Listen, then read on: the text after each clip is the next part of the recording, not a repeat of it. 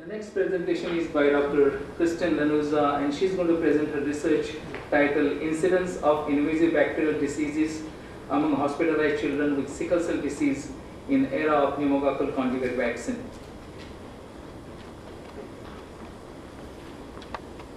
Thank you for giving me the opportunity to present my research today. My mentor is Dr. Jocelyn Ann. Good afternoon.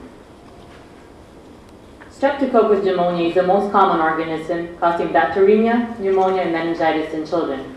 Certain populations are at high risk for developing invasive pneumococcal disease, and one of these would be people with spinal dysfunction like sickle cell disease patients. Among sickle cell disease less than 5 years of age, the incidence of invasive pneumococcal disease is 30 to 100 times higher compared to the general population. This increased risk is due to splenic dysfunction and other immunologic abnormalities. The pneumococcal conjugate vaccine was licensed in February of 2000 in the United States.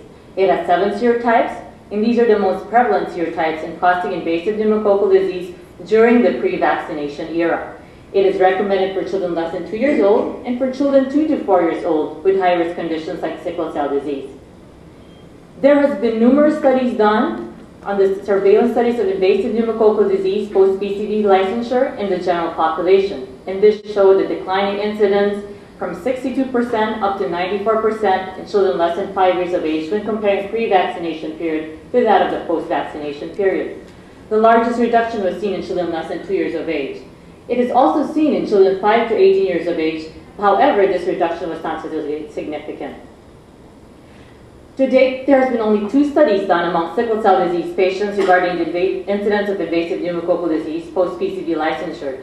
The first was done in Tennessee, which showed a 93% reduction in children less than 5 years of age, and the second was done in Georgia, which showed a 68% reduction in children 10 and less than that years of age.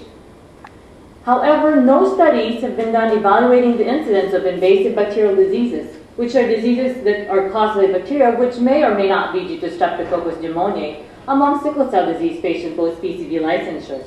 And again, as previously mentioned, there's only been 2 studies done on invasive pneumococcal disease in this population. The primary hypothesis of the study is that there will be a decreasing incidence in the invasive pneumococcal disease among sickle cell disease patients post-PCV licensure.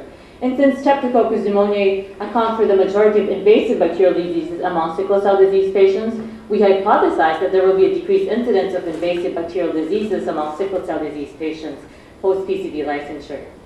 The following are the objectives of the study. Number 1 is to compare the incidence of invasive pneumococcal disease pre- and post-PCV vaccination. Number 2 is to compare the incidence of invasive bacterial disease pre- and post-PCV vaccination. And third is to determine the type of bacteria isolated with antimicrobial susceptibilities pre- and post-PCV vaccination. Patients and methods. So this was a retrospective study involving sickle cell disease patients less than 5 years of age that were admitted at Children's Hospital of Michigan from the study period of January 1998 to December of 2005. There were a total of 2,191 cases identified for all sorts of admissions for sickle cell disease patients.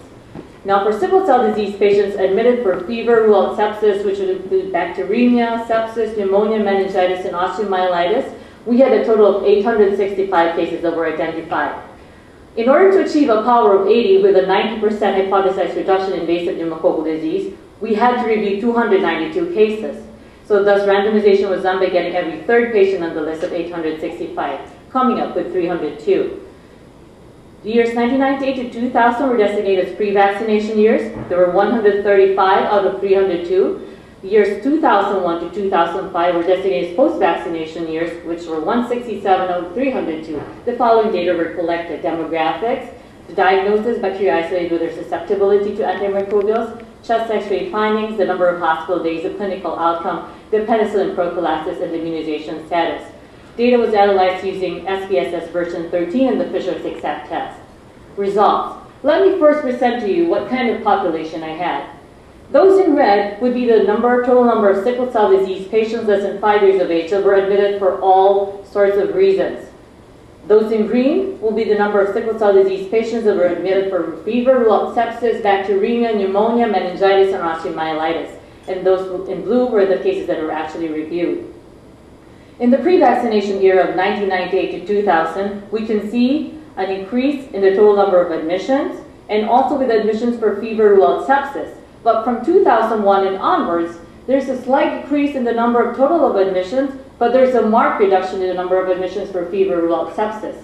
So from 48% in the pre-vaccination era for fever rule-out sepsis compared to the total number of admissions, it went down to 33% with a p-value of 0.01.